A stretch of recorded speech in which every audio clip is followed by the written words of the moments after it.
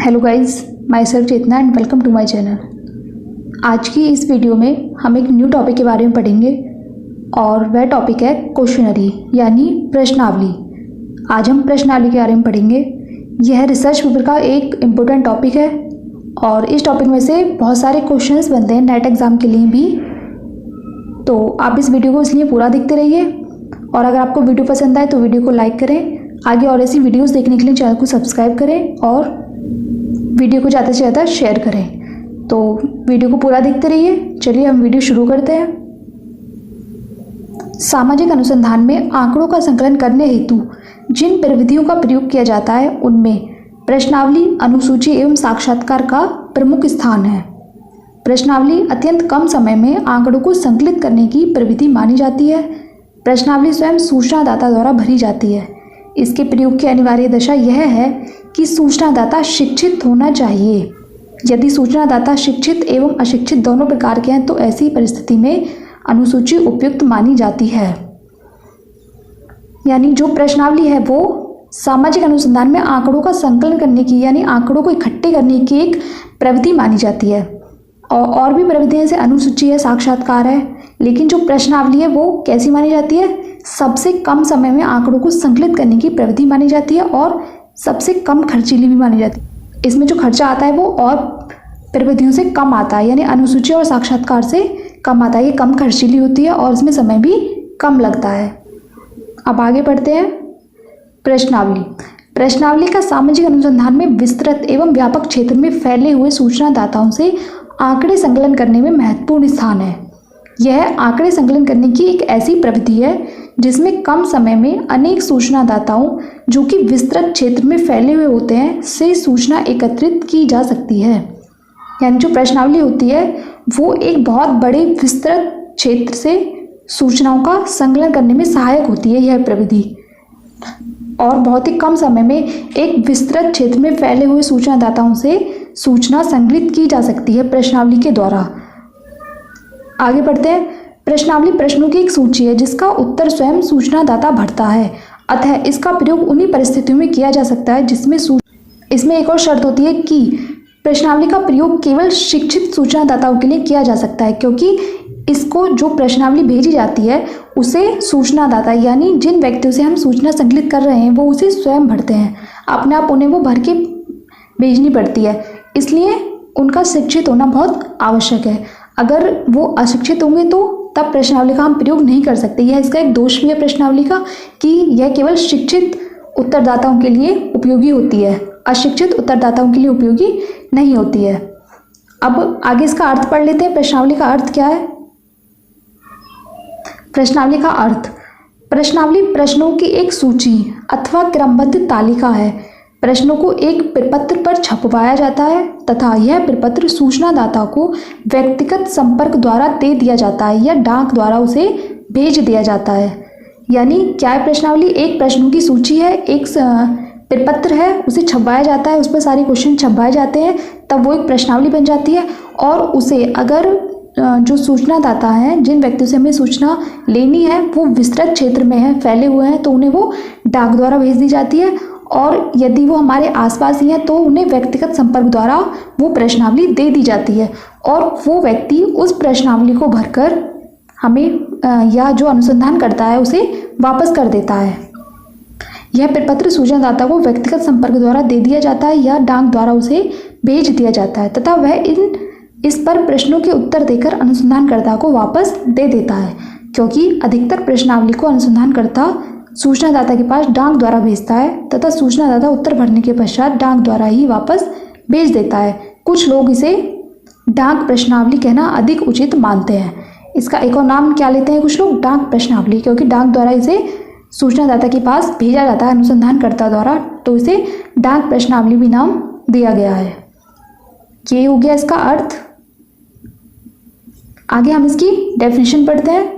पहली इसकी डेफिनेशन लुंडवर्ग के अनुसार मूल रूप से प्रश्नावली उत्तेजनाओं के कुलक है। उचित व्यक्तियों का प्रकाशकरण किया जाता है जिससे इन उत्तेजनाओं के प्रति उनके मौखिक व्यवहार का अवलोकन किया जा सके। तो क्या बताया लुंडबर्ग ने?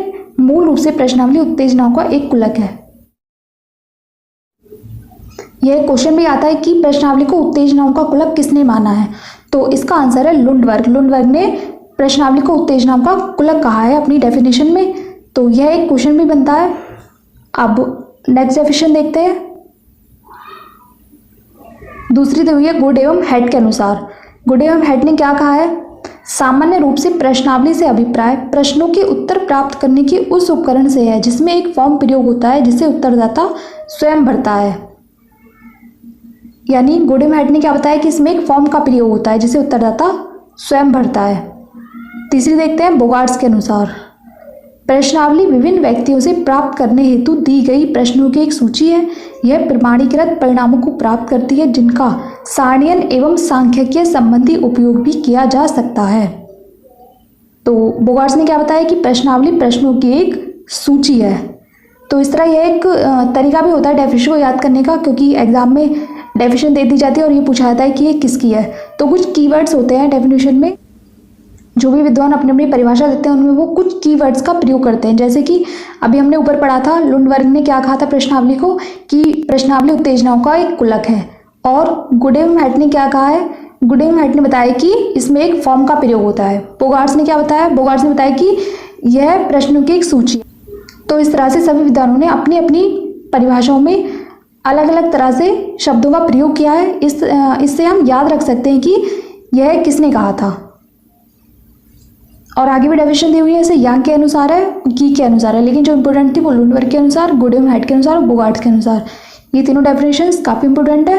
इनमें से क्वेश्चंस भी बनते हैं, ऑब्जेक्टिव टाइप क्वेश्चंस बनते हैं। अब हमने प्रश्नावली का मीनिंग डेफिनेशन पढ़ लिया। अब हम प्रश्नावली की विशेषताएं पढ़ते हैं कि एक प्रश्नावली में क्या क्या विशेषताएं होती हैं।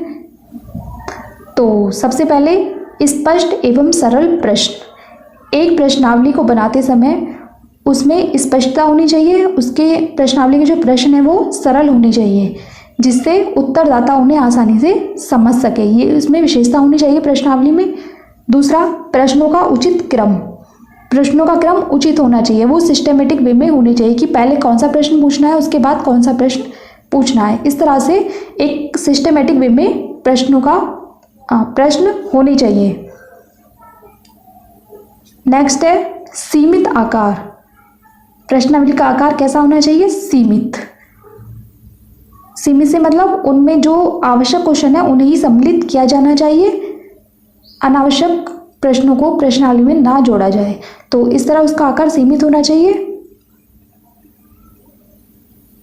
नेक्स्ट है सही प्रत्युत्तर। सही प्रत्युत्तर से तात्पर्य है कि जो उत्तरदाता है वो उन प्रश्नों को पढ़कर उसका सही उत्तर दे सकें। प्रश्न इस तरह के होने चाहिए जो उत्तरदाता को समझ में आ सके और वो उनका सही प्रकार से उत्तर दे सके। नेक्स्ट है क्रॉस प्रश्नों की व्यवस्था। प्रश्नावली में क्रॉस प्रश्नों की व्यवस्था होनी चाहिए। क्रॉस प्रश्नों से मतलब कि जो प्रश्नावली उत्तरदाता के पास भेजी जाती है, जो अनुसंधान करता होता है वो सीधे संपर्क में नहीं आता उत्तरदाता के, इसलिए वो बाद में भर के भेजते हैं उस प्रश्नावली को। तो इसलिए प्रश्नावली में क्रॉस प्रश्नों की व्यवस्था भी होनी चाहिए ताकि हम उत्तरदाता के द्वारा दिए गए उत्तरों की जांच कर सकें कि यह उत्तर सही दिए गए हैं या इनमें कुछ गलत उत्तर भी दिए गए हैं। तो इसलिए क्रॉस प्रश्नों की व्यवस्था भी होनी चाहिए एक अच्छी प्रश्नावली में। नेक्स्ट है प्रभावशाली सहगामी पत्र। प्रश्नावली में एक प्रभावशाली सहगामी पत्र भी होना चाहिए जिसमें अनुसंधान के उद्देश्य, सूचनादाताओं के चयन तथा अन्य ऐसी सूचनाएं जिन्हें सूचनादाता सामान्य रूप से प्रश्नों का उत्तर देने से पहले अपनी संतुष्टि के लिए अनिवार्य मानता है, वो सब उसमें दी हुई होती हैं सहगामी पत्र में। तो सहगामी पत्र जितना अधिक प्रभावशाली होगा, उत्तरदाता द्वारा उत्तर देने की संभावना उतनी ही अधिक होगी। इसलिए एक प्रश्नावली में जो सहगामी पत्र है वो अधिक प्रभावशाली होना चाहिए। यह भी इसकी एक विशेषता है। तो इस तरह हमने प्रश्नावली की विशेषताएं पढ़ी कि क्या क्या विशेषता होनी चाहिए एक अच्छी प्रश्नावली में। अब आगे बढ़ते हैं हम प्रश्नावली के प्रकार। क्या क्या प्रकार हैं प्रश्नावली के। तो सबसे पहले इसमें दिए गए हैं सूचनाओं के आधार पर प्रश्नावली के प्रकार। सूचनाओं के आधार पर किसने दिया था, G.A. लुंडबर्ग ने सूचनाओं के आधार पर प्रश्नावली को 2 श्रेणियों में विभाजित किया है। और वो श्रेणियाँ कौन कौन सी हैं? पहली है तथ्य संबंधी प्रश्नावली और दूसरी है मत एवं मनोवृत्ति संबंधी प्रश्नावली। तो लुंडबर्ग ने सूचनाओं के आधार पर दो प्रकार बताए, तथ्य संबंधी और मत एवं मनोवृत्ति संबंधी प्रश्नावली। तथ्य संबंधी प्रश्नावली में क्या होता है? इस प्रकार की प्रश्नावली का प्रयोग सामाजिक तथ्यों की जानकारी प्राप्त करने के लिए किया जाता है, अतः इसमें उसी तथ्य से संबंधित प्रश्नों को ही सम्मिलित किया जाता है। मतलब कोई भी तथ्य दिया होता है, जैसा कि परिवार की सामाजिक आर्थिक स्थिति, समूह के सदस्यों में राजनीतिक सहभागिता इत्यादि, तो इस तरह इसमें तथ्य संबंधी प्रश्नों को ही इस प्रश्नावली में सम्मिलित किया जाता है। जो दूसरी दी है वो है मत एवं मनोवृत्ति संबंधी प्रश्नावली। इसमें क्या होता है? जब प्रश्नावली का प्रयोग व्यक्तियों से किसी घटना, परिस्थिति अथवा अन्य वस्तु से संबंधी मतों एवं मनोवृत्तियों को जानने के लिए किया जाता है तो उसे हम मत एवं मनोवृत्ति संबंधी प्रश्नावली कहते हैं। मतलब जब व्यक्तियों के मत जानने के लिए प्रश्नावली तैयार की जाती है तो उसे मत या मनोवृत्ति संबंधी प्रश्नावली कहते हैं। तो ये दो आधार थे, सूचनाओं के आधार पर लुंडबर्ग ने तथ्य संबंधी और मत एवं मनोवृत्ति संबंधी प्रश्नावली में विभाजित किया है। आगे देखते हैं हम, जो दूसरा आधार है वो क्या है? दूसरा है संरचना के आधार पर। और संरचना के आधार पर किसने विभाजित किया है? ये क्या है? पीवी यंग ने। पीवी यंग ने प्रश्नावली को संरचना के आधार पर विभाजित किया है और इन्होंने भी दो भागों में ही या दो श्रेणियों में ही प्रश्नावली को विभाजित किया है। पहला है संरचित प्रश्नावली और दूसरा है असंरचित प्रश्नावली। संरचित और असंरचित प्रश्नावली में पीवी यंग ने प्रश्नावली को संरचना के आधार पर विभाजित किया है। तो क्या होता है संरचित और असंरचित प्रश्नावली? देखते हैं पहले संरचित प्रश्नावली क्या होती है। संरचित प्रश्नावली उसे कहते हैं जिसकी रचना अध्ययन प्रारंभ करने से पूर्व ही उद्देश्यों को सामने रखकर कर ली जाती है। इसमें पूर्व निश्चित एवं स्पष्ट प्रश्न होते हैं जिनका उत्तर सूचनादाता सुगमतापूर्वक दे देते हैं। संरचित प्रश्नावली में क्या होता है? इसकी रचना अध्ययन प्रारंभ करने से पूर्व ही कर ली जाती है। इसमें प्रश्नों की रचना पहले ही कर ली जाती है, अध्ययन बाद में प्रारंभ किया जाता है। और असंरचित प्रश्नावली में क्या होता है? इस प्रकार की प्रश्नावली में पहले से ही प्रश्नों का निर्माण नहीं किया जाता, अर्थात इसमें पूर्व संरचित एवं निश्चित प्रश्न नहीं होते, अपितु केवल उन विषयों या बिंदुओं का उल्लेख होता है जिनके बारे में सूचना एकत्रित करनी है। इसमें जो प्रश्न बनते हैं वो अध्ययन प्रारंभ होने के बाद बनाए जाते हैं और संरचित प्रश्नावली में पहले ही वो बना लिए जाते हैं, पहले प्रश्नावली तैयार कर ली जाती है। तो ये एक दूसरे के अपोजिट है, संरचित प्रश्नावली और असंरचित प्रश्नावली। तो इस प्रकार पीवी यंग ने इन्हें दो भागों में विभाजित किया संरचना के आधार पर। अब आगे देखते हैं,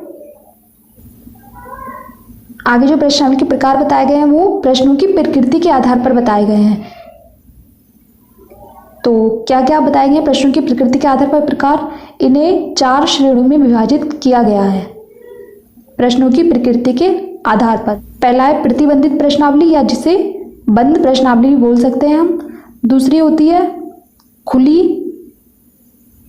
या अप्रतिबंधित प्रश्नावली। तीसरी मिश्रित प्रश्नावली और चौथी चित्रमय प्रश्नावली। तो सबसे पहले हम पढ़ते हैं प्रतिबंधित प्रश्नावली के बारे में। इस प्रकार की प्रश्नावली में सभी प्रश्न प्रतिबंधित होते हैं, अर्थात प्रत्येक प्रश्न के साथ उसके संभावित वैकल्पिक उत्तर भी दिए जाते हैं। जैसे हमारे एग्जाम्स में ऑब्जेक्टिव क्वेश्चंस आते हैं, उनमें एक क्वेश्चन दिया होता है, उसके 4 ऑप्शन दिए होते हैं। तो इस तरह से ही प्रतिबंधित प्रश्नावली में भी उनके विकल्प दिए होते हैं, ऑप्शंस दिए होते हैं। आगे बढ़ते हैं, सूचनादाता को उपयुक्त विकल्प का चयन करके उस पर केवल टिक का निशान लगाना है। इस प्रकार की प्रश्नावली को बंद प्रश्नावली या सीमित प्रश्नावली भी कहते हैं। इसे कई नामों से जाना जाता है, जैसे प्रतिबंधित, बंद या सीमित, कुछ भी कह सकते हैं इस प्रश्नावली को। आगे बढ़ते हैं, खुली प्रश्नावली, ये इसके अपोजिट मानी जाती है। यह वह प्रश्नावली जिसमें ऐसे प्रश्नों की रचना की गई है जिनके उत्तर असीमित अथवा अप्रतिबंधित होते हैं तथा उत्तरदाता जो ठीक समझता है वह उत्तर लिख देता है। इस प्रकार की प्रश्नावली को असीमित प्रश्नावली अथवा अप्रतिबंधित प्रश्नावली भी कहा जाता है। इसमें जैसे हमारे एग्जाम में वेरी शॉर्ट क्वेश्चंस आते हैं, उनके आंसर सब अलग अलग लिखते हैं अपने अपने हिसाब से। तो इस प्रकार के क्वेश्चंस प्रश्नावली में दिए जाते हैं, उनके कोई ऑप्शंस नहीं दिए जाते जैसे प्रतिबंधित प्रश्नावली में दिए जाते हैं। तो इसलिए इसे खुली प्रश्नावली कहते हैं या अप्रतिबंधित प्रश्नावली भी कह सकते हैं। इसका प्रयोग अधिकतर व्यक्तियों के मत अथवा राय जानने के लिए किया जाता है, क्योंकि ऐसे अध्ययनों में वैकल्पिक उत्तर पहले से ही देना संभव नहीं होता। तो ये होगी खुली प्रश्नावली या अप्रतिबंधित प्रश्नावली, या इसे असीमित प्रश्नावली भी कह सकते हैं। नेक्स्ट है मिश्रित प्रश्नावली। इस प्रकार की प्रश्नावली में प्रतिबंधित तथा अप्रतिबंधित दोनों प्रकार के प्रश्नों को सम्मिलित किया जाता है। मतलब अभी जो हमने ऊपर पढ़ा उन दोनों को इस प्रकार की प्रश्नावली में सम्मिलित किया जाता है, प्रतिबंधित को भी और अप्रतिबंधित को भी। अधिकतर प्रश्नावली में दोनों प्रकार के प्रश्नों को सम्मिलित किया जाता है। साथ ही कुछ प्रश्नों की प्रकृति भी मिश्रित प्रकार की होती है, अर्थात वैकल्पिक उत्तरों के साथ साथ कुछ स्थान उनके विचार लिखने के लिए भी छोड़ दिया जाता है। तो ऐसी प्रश्नावली को क्या कहते हैं? हम मिश्रित प्रश्नावली कहते हैं ऐसी प्रश्नावली को। अब नेक्स्ट देखते हैं प्रश्नावली। इस प्रकार की प्रश्नावली में प्रश्नों के संभावित उत्तर चित्रों द्वारा दिखाए जाते हैं। इस अर्थ में यह भी प्रतिबंधित प्रश्नावली का ही एक रूप है, क्योंकि इसमें भी उत्तर चित्र में संकेतों से ही चुनने पड़ते हैं। तो इसे क्या माना जाता है कि यह भी प्रतिबंधित प्रश्नावली है, लेकिन इसमें कोई ऑप्शंस नहीं दिए होते, बल्कि ऑप्शन की जगह इसमें चित्र बने होते हैं। उन चित्रों में से जो भी राइट है उसे सेलेक्ट करना पड़ता है, इसलिए इसे चित्रमय प्रश्नावली कहते हैं। जैसे नीचे क्वेश्चन दिया हुआ, आपका परिवार कितना बड़ा है, इसमें चित्र बनाए गए हैं, इनमें से वो चूज करना पड़ेगा जो भी राइट आंसर है। तो इस तरह प्रश्नों की प्रकृति के आधार पर हमने 4 प्रकार पढ़े: प्रतिबंधित, खुली, मिश्रित और चित्रमय प्रश्नावली। तो आई होप आपको टॉपिक क्लियर हो गया होगा और सब कुछ अच्छे से समझ में आ गया होगा। अगर वीडियो पसंद आई तो वीडियो को लाइक करें, आगे और ऐसी वीडियोस देखने के लिए चैनल को सब्सक्राइब जरूर करें और इस वीडियो को ज़्यादा से ज़्यादा शेयर करें। और इसके बाद हम नेक्स्ट वीडियो में अनुसूची के बारे में पढ़ेंगे। तो मिलते हैं फिर नेक्स्ट वीडियो में, एंड थैंक्स फॉर वॉचिंग।